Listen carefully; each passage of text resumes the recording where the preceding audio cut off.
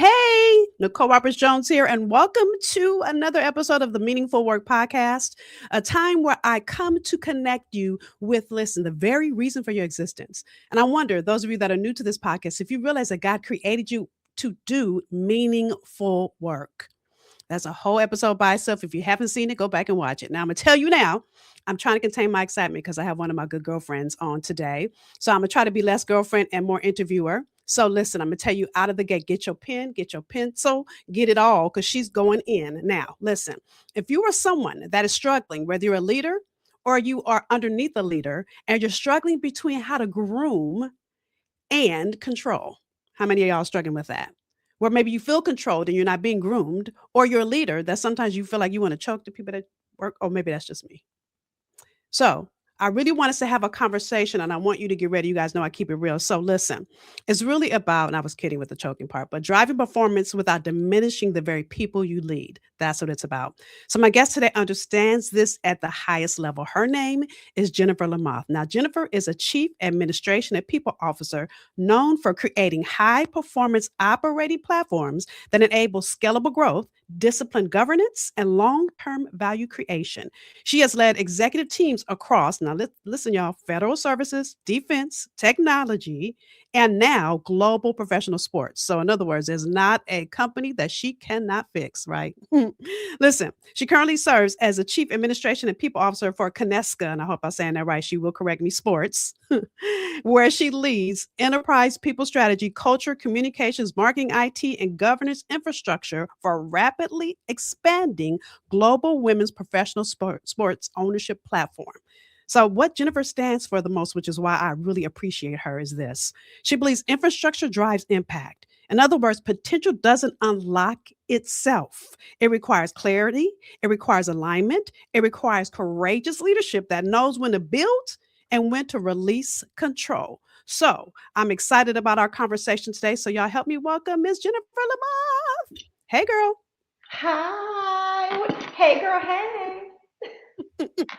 So excited. So let's just dive right in because listen, as I said, this is one of my good girlfriends. So listen, this is who I go have drinks with on Thursday, Friday night. So we're not gonna have those kind of conversations today. But let's talk about the difference between control and true leadership. Like, what have you seen really differentiates the leader versus the controller?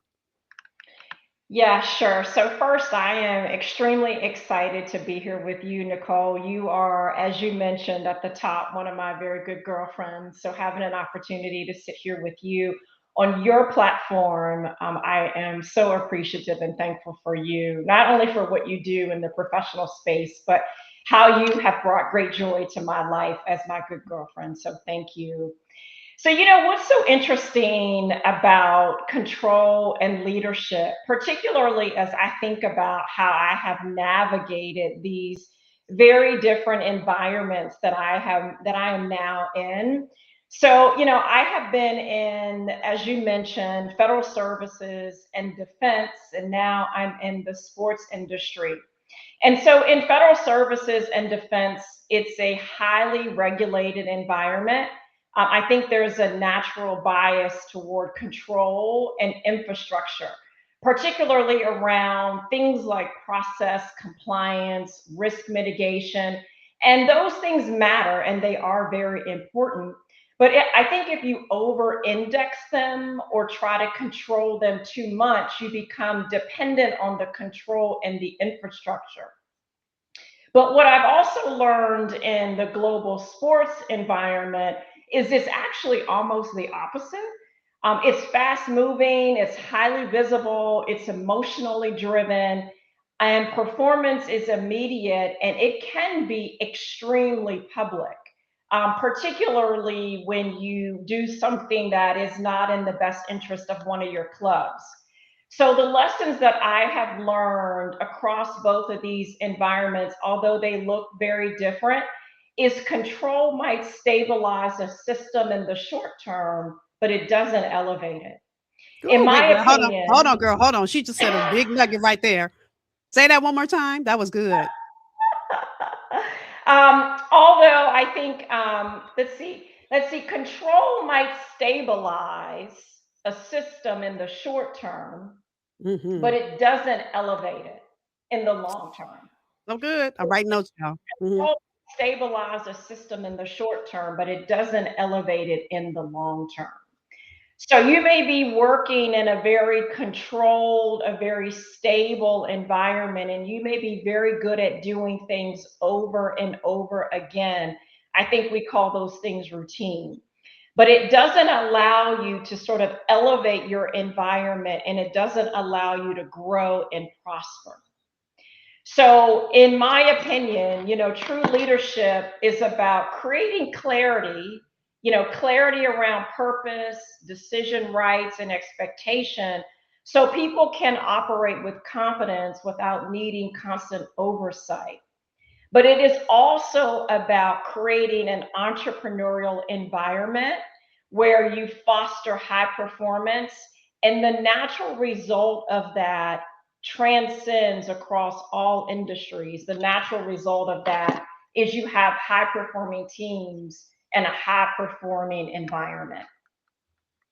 So good. So good. Listen, I'm taking notes already. So the thing that I love about what you said the most, and those of you that are listening, listen, I want to read the comments because she's going in. I know there's a nugget or two. I'm taking notes too. I already can't understand my handwriting. I'm writing so fast. So is the thing around performance and people. I think people forget, they're so focused because at the end of the day, yes, your department, your division is going to ask for numbers, going to ask for ROI, going to ask for your KPIs or whatever that might look like. But then people leave out the people part.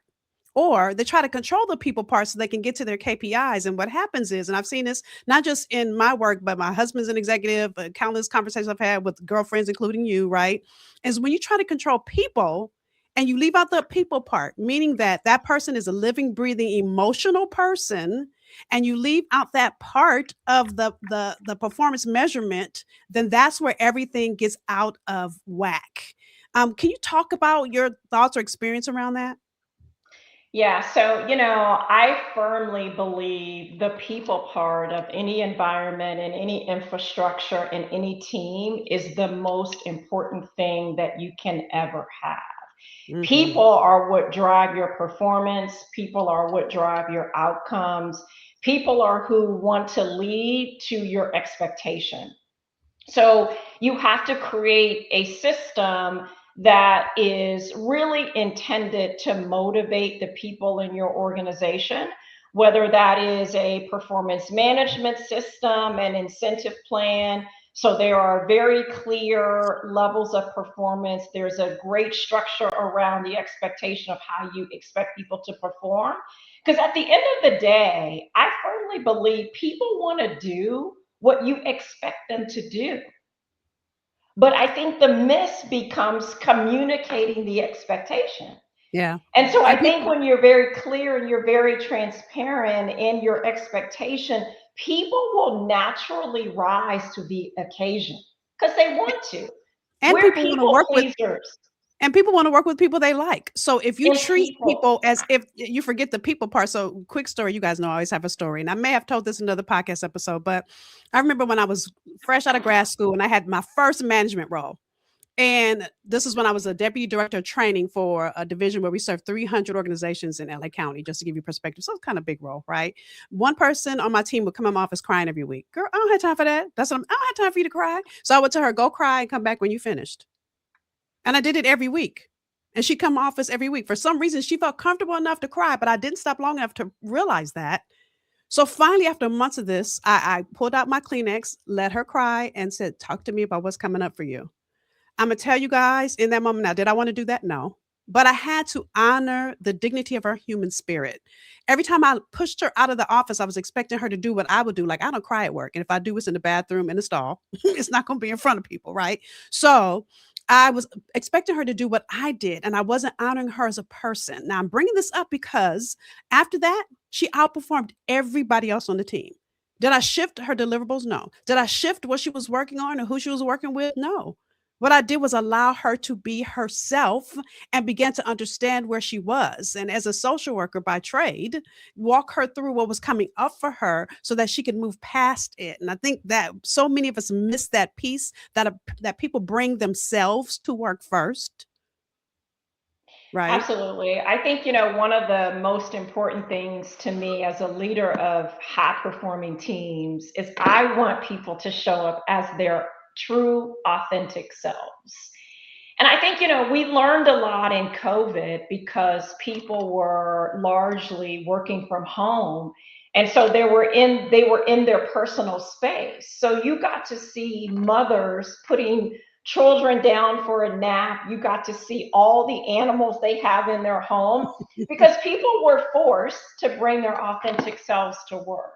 And Yeah. I do believe getting to know the whole person and getting to know people for who they truly are allows you to better mentor and lead them as people. And I have found it so interesting. Once I get to know people and the walk that they've had, it allows me to lead them even better. And it Hmm. also gives me the opportunity to combine the personal with the professional.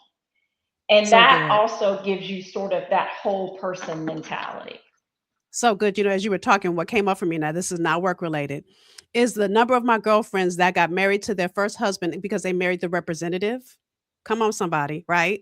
And then he ends up being his real self. Again, this is people and performance, you guys. So he wasn't the whole person that he was when he dated you. He was faking.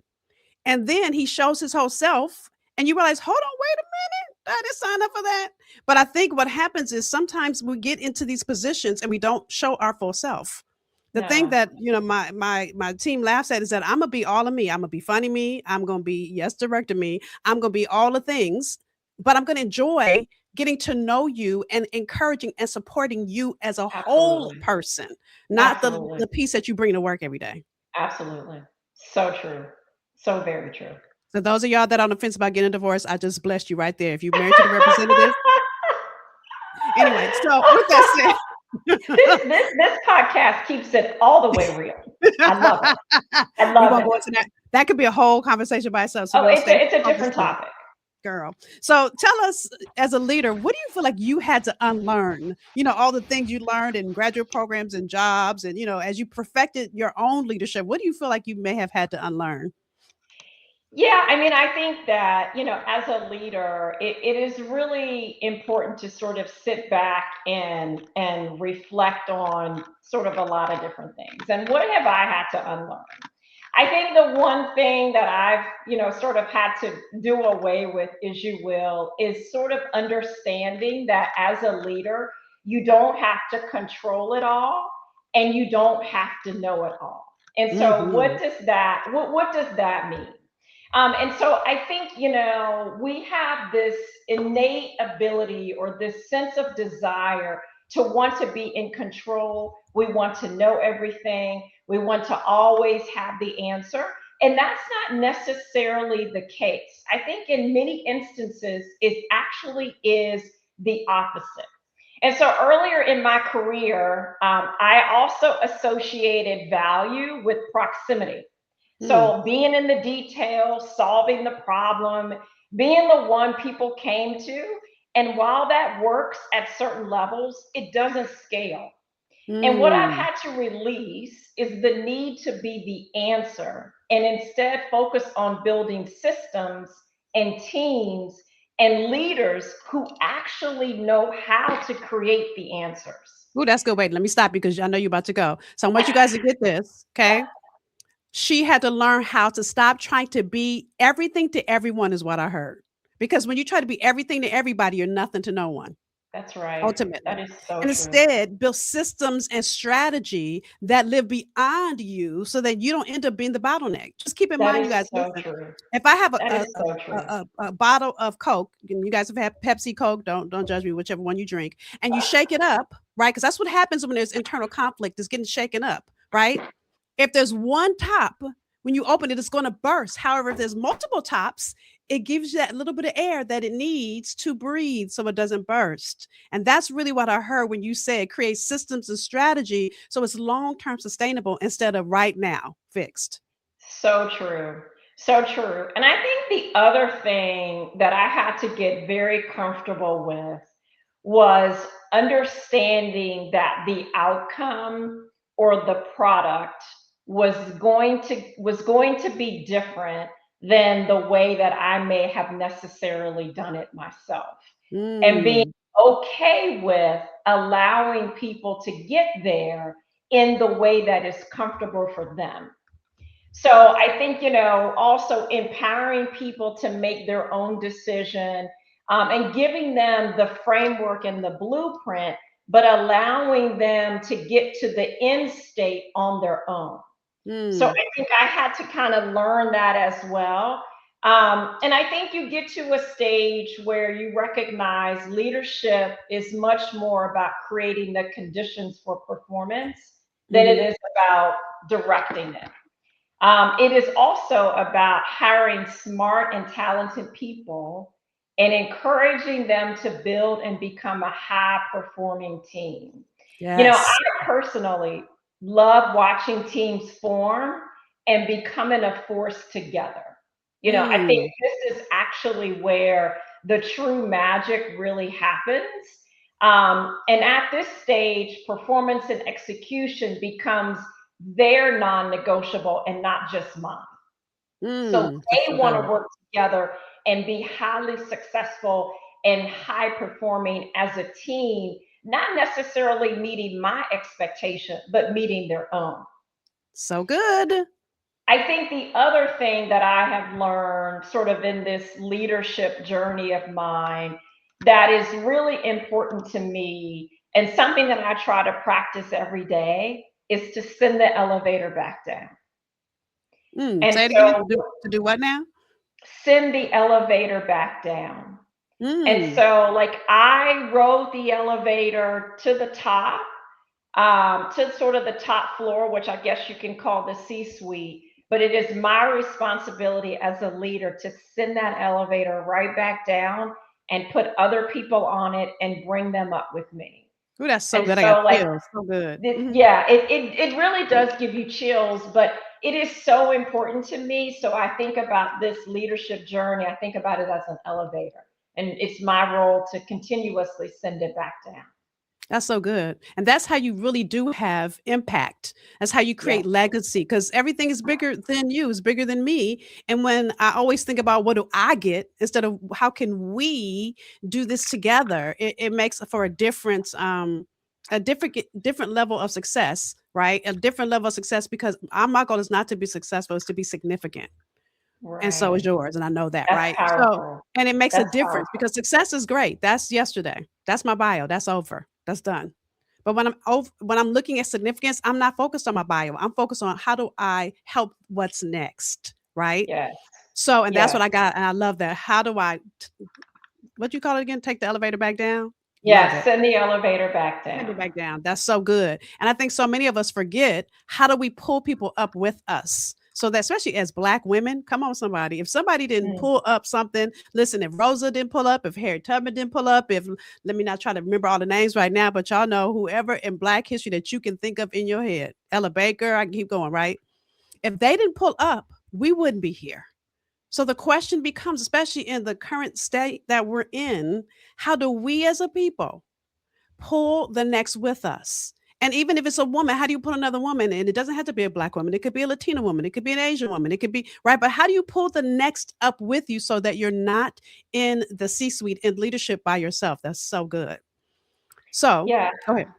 I think that's so true. And I have a saying, it's not mine, but one that I live by is representation matters. And Mm, so, like, I also feel like it is my responsibility to educate those that are around me. And quite honestly, we both know we're in spaces often where there is no one else that looks like us, unfortunately. hmm. And I do believe it is my responsibility and my duty to ensure that people understand what representation means and how it grows and diversifies a work environment. You get, Yeah. not only you get the people that look very different, but you get a very different perspective. You get a different thought process because again, people are bringing their whole selves to work. And so I do believe that, one of the things that I'm very proud of is bringing the HBCU environment landscape to the work environment and Hmm. getting organizations to understand how HBCU students and graduates are so well trained and so well prepared for the corporate environment, Yeah. and why we should recruit from those places instead of the traditional places where many organizations tend to recruit from. So again, representation matters, and don't be afraid to challenge the status quo and introduce the cultural norms into an environment, because again, that's where the true diversity and skill set and all of those things really begin to happen. So good. So good. So I love how you told us that we need to take the elevator back down. You told us how to bring people up with us, including, bringing other experiences. And I would tell you, it's the people that were not like me. Listen, if I'm going to keep it real, I'm from South Central LA. Where I am, I should never be. If I was to become the woman that my neighborhood defined me as, I should have something going on with jail, drug, or drive-bys. And I'm only sharing that with you because it was me getting into other environments and learning from people. I remember my boss in college. She worked at the TV station. Her name was Glennis. And she would invite me to her house, a white woman, and just sitting, gleaming, and learning from her. And I can continue to go on. So I'm sharing that with you and I've learned from Black women too, and a few Black men. The point is that we've got to be willing to share to grow the next. So, with that said, and all the great insights you've given us, let's end on this note. Because believe it or not, girl, time is almost up. It goes by fast. I can't believe it. Performance systems. I know performance systems. I think so many people either don't understand performance, don't look at performance, don't know how to measure performance in a non controlling kind of way. So, if you had to give people three things that they must do or look into growing around performance in whether they are a current leader or growing into leadership, what would you tell them are, and it could be more than three, but what are some of the things you think you would tell them they should do? Yeah, so I think, performance systems, and we talked about it a little bit, are so incredibly important.